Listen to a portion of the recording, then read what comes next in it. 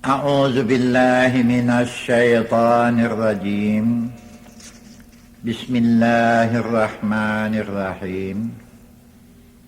الحمد لله رب العالمين،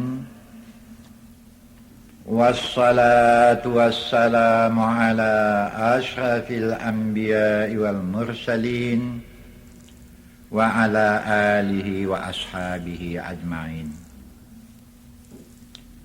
Amma ba'du. Rabbi shrah li sadri wa yassir li amri wahlul 'uqdatam min lisani yafqahu qawli. Allahumma rabbi adkhilni mudkhala sidqin wa akhrijni mukhraja sidqin waj'al li min ladunka sultanan nasira. Rabbi a'udzu bika min hamazati syayatin wa a'udzu bika rabbi ay yahdurun. Assalamualaikum warahmatullahi wabarakatuh.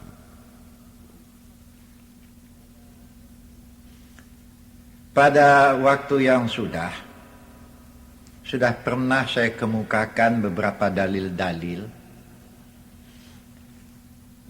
Ada yang dari Al-Quran, ada yang dari hadis Nabi. Bahasa berbakti kepada dua ibu bapa adalah wajib hukumnya. Itu sudah pernah saya sampaikan ya. Ya, di antara dalil-dalilnya ayat Allah yang mengatakan wala taqul lahuma uffin wala tanharhuma wa qul lahuma qaulan karima. Ini ayat ya. Jangan engkau menyanggah dua ibu bapa engkau. Jangan ya. Kalaupun ada hal-hal yang tidak enak, boleh kita sanggah, tapi nadanya idfa billati hiya ahsan. Tolaklah dengan nada yang lemah lembut dan baik. Satu dalil ya. Dari riwayat Bukhari juga dalil itu sudah pernah saya kemukakan.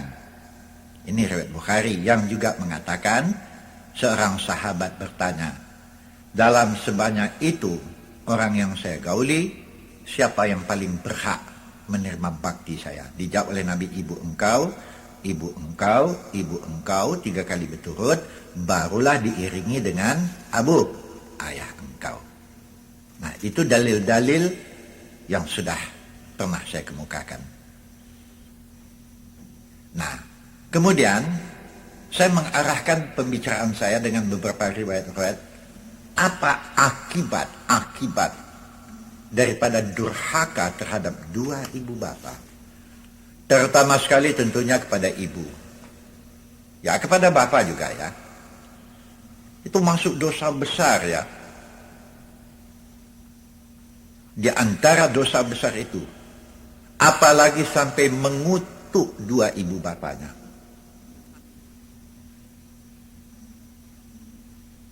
Kedudukan mertua itu serupa juga dengan kedudukan dua ibu bapa. Ya, jangan sama anaknya saja mau, tapi ibu bapa dari istri atau kebalikannya. Ibu bapa dari suami tidak dihormati. Memang tidak selamanya kita mendapat mertua yang baik, tidak selamanya. Ya, tahan-tahankanlah. Memang cerita-cerita orang tua-tua kita dulu ada, tapi alah tidak punya dalil lah ya, cuma cerita. Tapi kita akan dapat mengerti bahasa cerita orang tua-tua kita ini mendidik anak sebetulnya. Macam mengenai Malin Kundang. Ya, waktu saya di Padang, memang ditunjukkan oleh orang tua. Satu orang tua itulah Malin Kundang. Entah betul entah tidak, Sampuraga, Simardan umpamanya. Tapi ini tidak punya dalil ya. Tapi ada beberapa dalil-dalil baik dari Quran, hadis Nabi, dan sejarah-sejarah di zaman sahabat.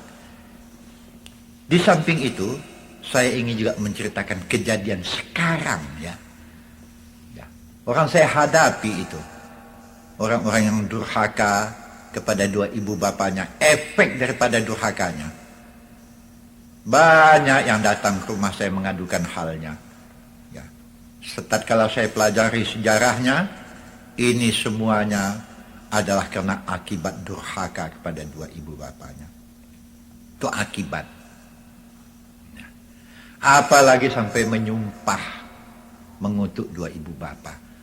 Ada yang sudah, istilah sekarang sudah intelek ya. Sudah insinyur ada, sudah dokter ada. Ada juga yang sudah kaya raya. Banyak yang sinu, gila, oyong-oyong tak tentu. Jangan. Ingat, ada satu hadis Nabi yang sudah pernah saya sampaikan. Saya ulang sekali lagi ya. Sakhtullahi fi sakhtil walidain. Yang berpangkal dengan ridallah fi ridal walidain. Kalau sempatlah dua ibu bapamu mengutuk engkau, memurkai engkau, itu berarti Allah juga ikut marah kepada engkau. Belum sampai di akhirat, belum sampai di dunia lagi, sudah hancur. Nah, sejarah yang terjadi pada zaman sahabat. Bukan sahabat Nabi ini, sudah jauh ya.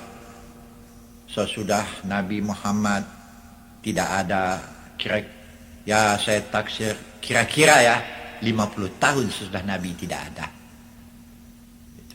Ini juga riwayat, bukan hadis. Waktu Ali bin Abi Thalib sedang mengadakan perang saudara. Waktu itu Ali bin Abi Thalib di Jaziratul Arab di Madinah, dia menjadi khalifah. Kemudian ada Muawiyah yang berkuasa di waktu itu di Syam. Ini riwayat bukan berkenaan dengan Ali, bukan pula dengan Muawiyah, di zaman orang itu. Ini ada seorang yang kebetulan dia tinggal di Madinah. Anaknya waktu itu berada di Syam dalam keadaan kaya raya ya. Karena kebetulan dia mempunyai hubungan yang baik dengan orang-orang besar di waktu itu ya. Jadi umumnya kalau kita sudah berhubungan baik, kan banyak keadaan yang sukar menjadi mudah. Itu maka saya tidak kecualikan ya, adakanlah hubungan yang baik sama Allah, kemudian adakan hubungan yang baik sesama manusia, yang sukar jadi mudah. Ini dari segi dunia. Yang saya mau bicarakan bukan dari segi itu, dari segi durhakanya. Jadi pada satu waktu dia kembali ke Madinah. Orang tuanya miskin lah. Kalau saya memakai bahasa apa ini, Arab gunung, Arab gunung, Arab desa ya, tinggal di gunung-gunung. Ya, kan ada kalau di tanah Arab gunung itu ditembus begitu, disitulah betul Umaran. Nah, hebat ya. Tapi dia cukup kaya. Waktu itu,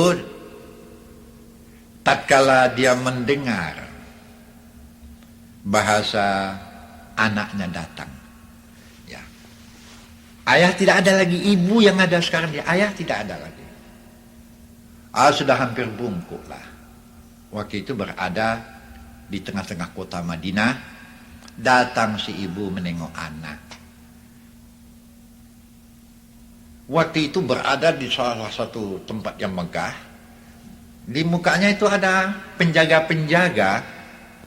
Kalau istilah kita sekarang hansip lah begitu kira-kira. Jadi waktu si ibu datang dengan pakaian, ya pakaian dusun lah ya. Mengatakan kepada yang menjaga pintu itu, dia ingin bersua dengan si Polan itu, anaknya. Katanya, tunggulah bu, saya akan tanyakan dulu. Menunggulah di muka rumah. Si penjaga tadi masuk ke dalam melapor bahwa ada satu orang tua dari dusun Arab Gunung ya, kepingin bersua dengan paduka tuanku, begitulah ya, Hadratal Kiram gitu, paduka tuanku. Siapa orang tua itu? Peminta sedekah? Saya tak tahu. Baiklah, coba bawa dia, saya mau tahu. Dibawalah. Waktu itu pakaian-pakaian megah lah ya, gagah lah. Nampaknya orang tua ini datang, belum sempat lagi mendekat. Dikatakannya kepada Hansip lah saya pakai istilah ya. Bawa itu orang tua keluar. Tidak pantas lantai rumahku dipijak oleh manusia yang semacam itu. Ya Allah, Masya Allah. Ini di zaman Ali ya. Kata orang tuanya, nak, apa anak lupa dengan ibu? Saya tidak kenal siapa ibu. Ibu saya bukan macam ini, katanya. Dibawa keluar. Sampai di halaman itu, bersujudlah si ibu kepada Allah. Padahal doa ibu bukan meminta supaya anak dikutuk, tidak. Doanya hanya pendek saja. Tuhan, Engkau lebih mengetahui dari saya. Tuhan, apakah kesombongan anakku ini karena menengok saya sudah jelek, atau kesombongan ini karena hartanya yang banyak? Engkau maha tahu Tuhan, berilah petunjuk kepada anakku, atau berilah peringatan kepada anakku. Dia bangkit, dia kembali ke desanya. Habis cerita. Si anak pada waktu itu di Madinah bermaksud mau tawaf. Ini dalam rangka datang ke sana mau mengerjakan haji ini. Ya. Di tengah-tengah perjalanan, tidak jauh dari Badar, datanglah, apalah istilah kita di Medan nih ya, angin puting beliung, apa namanya itu ya, hingga angin yang berembus itu menyebabkan pasir naik ke atas. Tidak jauh dari Badar, ditimbunlah dia dengan unta-untanya, dengan segala kekayaannya, ditimbun oleh pasir yang tidak dapat ditolong oleh pembantu-pembantu. Pembantunya selamat sama sekali. Dia saja yang terbenam di situ. Waktu itu dia menjerit, didengar oleh pembantu-pembantunya. Tuhan, apakah karena aku mengusir ibuku kah, maka ini terjadi pada diriku? Didengar. Tapi di waktu itu ya timbunan terus. Tertimbun. Tatkala dicoba orang membongkar timbunan itu, si anak tidak bersua lagi. Entah kemana terbenamnya. Ya, itu satu riwayat terjadi di zaman Ali. Bukan riwayat Ali ya, gitu. Itu anak yang durhaka, tertimbun. Waktu itu dapat berita. Sampailah ke ibunya. Waktu itulah ibunya bersujud kepada Allah. Didengar oleh salah seorang sahabat dari Ali. Seorang alim, sahabat Ali. Bukan Ali ya, sahabat Ali. Orang tua ini mendoa di Masjid Nabawi di Madinah. Tuhan, ampunkanlah dosa anakku. Habis mendoa didengar, akhirnya dipanggil oleh orang alim ini. Bu, duduk sebentar di sini. Ada apa nak? Ini orang alim ya. Ibu, kalau saya katakan yang sebenarnya kepada ibu, sakit hati ibu? Tidak. Saya tahu, Bu, kasih seorang anak kepada ibunya tidak sama dengan kasih seorang ibu kepada anaknya. Walaupun anaknya sudah durhaka, tapi dia tetap memohonkan kebaikan. Iya. Pernahkah ibu mendengar riwayat Nabi Nuh? Ya. Belum, Tuan. Nabi Nuh, seorang Rasul Allah. Tatkala dia menyampaikan segala seruan-seruan Rasul Allah, banyak sekali di antara umat-umatnya yang tidak mau mengikutkan apa katanya. Banyak yang durhaka ya. Termasuk anak Nabi Nuh. Ini mengenai anak Nabi Nuh yang durhaka, ini dalam Quran kita jumpai ini. Ini saya mengungkapkan dalil-dalil dari Al-Quran. Dan sejarah, yang tadi sejarah. Nabi Nuh, Bu, kata orang alim ini ya, membuat satu sampan yang besar. Saya pendekkan saja ya. Tatkala selesai sampan itu, waktu itu mendung yang tebal sekali terjadi di bumi Nuh. Waktu itu diingatkan,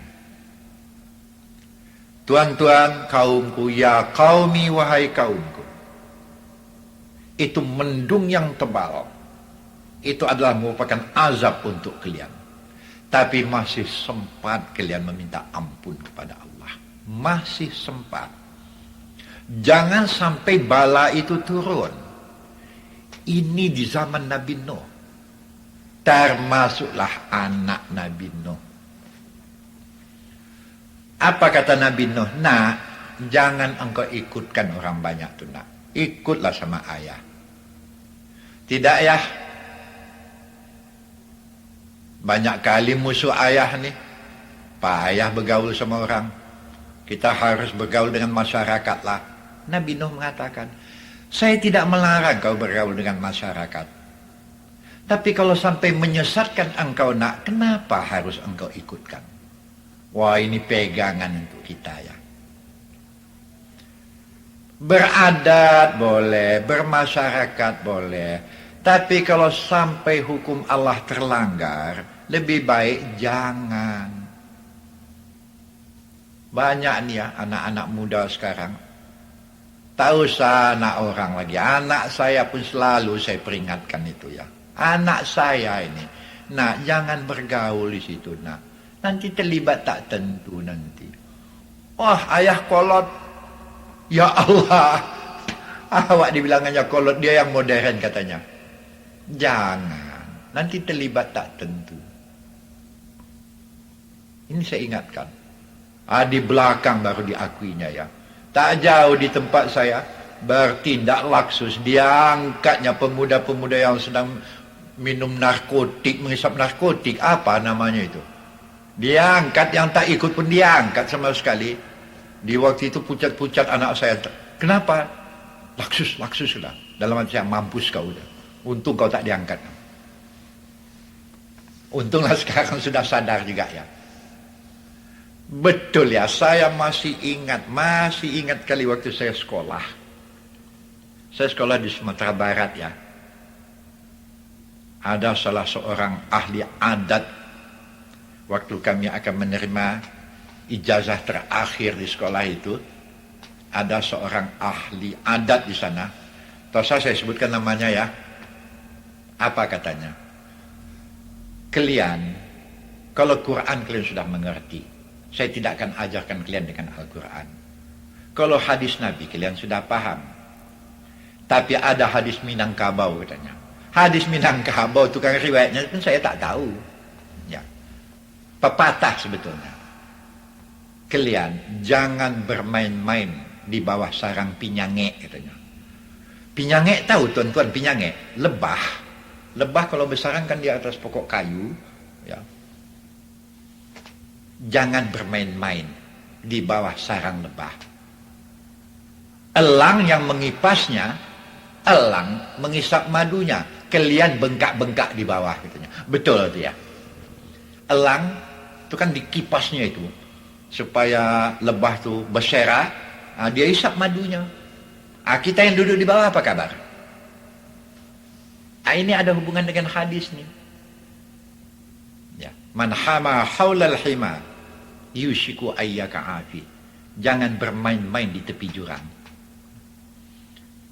Tanah longsor mengakibatkan engkau akan ikut dibawanya ke bawah sana. Betul. Itu dalam nada bahasa saya ya. Nabi Nuh peringatkan anaknya macam ini. Tidak, anaknya tak mau tahu. Ya. Sejumlah yang pengikut Nabi Nuh sedikit. Ada waktu itu Nabi Nuh mengatakan, wahai pengikut-pengikut, naik ke atas sampan. Sebentar lagi topan halilintar, hujan lebat akan datang. So, apa yang kalian lihat itu adalah merupakan azab yang akan turun. Yang patuh naiklah ke sampan. Sudah naik ke sampan sama sekali, orang tu bersorak-soraklah. Aneh si Nuh nih, barangkali sudah mereng. Hari hujan, padahal sudah lama tak hujan, satu rahmat, dibilangkannya satu azab. Nuh kena cemeeh macam ini, diam saja dia, senyum saja dia. Nanti kalian baru tahu. Nah betul. Tak lama sudah itu turunlah hujan lebat. Banjir pun menjadi. Ya. Waktu itu anak Nabi Nuh mendaki satu bukit. Waktu itu Nabi Nuh masih mengatakan, nak, mari kemari nak, ikut dengan ayah di atas sampan ini, selamat kau. Tidak ya, hujan ini sebentarnya nih, ke atas bukit itu saya berlindung pun amannya itu. Iyalah, disapu gelombang lah, habis sama sekali. Ini topan Nabi Nuh. Waktu itu menggenang air mata Nuh ya, mendoa dia. Ya Rabbi inna bni min ahli. Wahai Tuhan, anakku itu adalah ahli aku. Kontan datang wahyu dari Allah. Ya Nuh, laisa min ahlik. Anak kau itu bukan ahli kau itu. Biarkan dia hancur. Nah, anak kandung ya, ini Nabi Nuh. Walaupun seorang ayah, seorang ibu, walaupun dia tidak mengutuk anaknya, tapi kalau anak durhaka, namun hak keampunan dari Allah tidak akan diperolehnya. Apalagi sampai dikutuk. Oh, sudahlah. Ya, anak-anak saya, jangan kalian durhaka kepada ibu bapak kalian, jangan. Kalau di padang pasir, tertimbun di pasir. Di zaman Nabi Nuh, hancur luluh, tenggelam di dalam gelombang air. Ada yang gila ya? Ini saya ceritakan juga nanti. Ada yang senu tak tentu. Sekarang ya, sekarang. Masih hidup lagi orangnya. Nah, itu belum saya singgung-singgung. Saya ceritakan dulu yang tersebut di dalam Quran dan yang tersebut dalam riwayat. Tertimbun pasir. Nabi Nuh mendoa, dilarang. Hingga turunlah ayat, maka nalin nabiyyi walladzina amanu ayyastaghfiru lil musyrikin. Tidak dibenarkan nabi, di antaranya masuk Nabi Nuh. Tidak dibenarkan orang yang beriman mendoakan, apalagi meminta ampunkan terhadap orang yang mati dalam keadaan syirik. Uququl walidain, fungsinya masuk kabair, sama-sama dosa besar, diserangkaikan sesudah syirik. Uququl walidain, durhaka kepada dua ibu bapa. Jangan. Bagaimanapun cakap orang tua, Mertua kedudukannya seperti orang tua. Dengarkan sajalah. Dengarkan saja. Kalau kebetulan ada hal-hal yang tidak sesuai, apa tidak boleh kita menolaknya Ustaz? Ada. Tapi di dalam Quran dikatakan idfa billati hiya ahsan. Tolaklah. Tapi nadanya bukan nada kasar. Nadanya bukan nada menemplak. Tapi nadanya nada kasih sayang. Ini kadang-kadang ada yang sampai mengatakan, tak salah cakap ayah lagi, mak pun tak usah bicara. Aku lahir ini bukan aku punya mau, ayah sama maknya punya mau. Ya Allah, apa bahasa yang dipakainya nih? Sampai begitu. Ini telinga saya mendengarnya ini. Sampai ke sana ya. Kan ayah punya mau aku lahir katanya, sama emak katanya. Bukan aku mau lahir katanya. Ya Allah, jangan begitu. Ya, saya teringat ya. Bahasa kalau dalil-dalil yang disebut mengenai sejarah yang lama dulu. Di dalam Quran ada, di zaman sahabat ada. Di zaman sekarang pun banyak yang mengeluh orang tuanya ya. Terhadap anak-anaknya macam ini. Tapi kadang-kadang dari satu segi, maka anak membuat begitu, barangkali mungkin pendidikan agamanya yang tidak ada barangkali.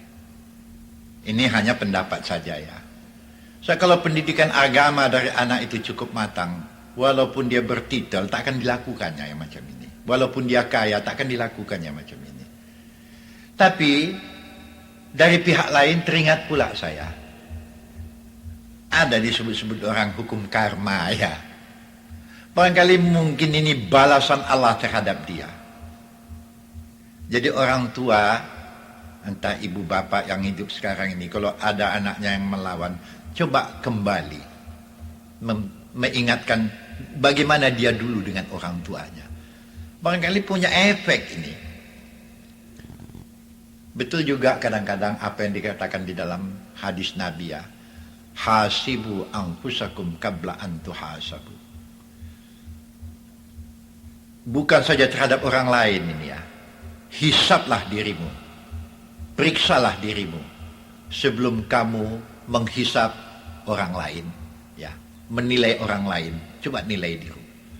Barangkali dari segi ini juga barangkali hukum pembalasan. Kadang-kadang betul juga pepatah Minangkabau ya. Ya. Apa pepatah Minangkabau? Utang berbahaya. Ya begitu. Cakap berbalai, hutang berbahaya katanya. Tak apa lagi pepatah Minang ini, mamak lah yang tahu ni. Kadang-kadang ada juga betulnya. Coba bawa berpikir, barangkali kita dulu dengan orang tua pun begitu barangkali. Oh, saya mengatakan macam ini.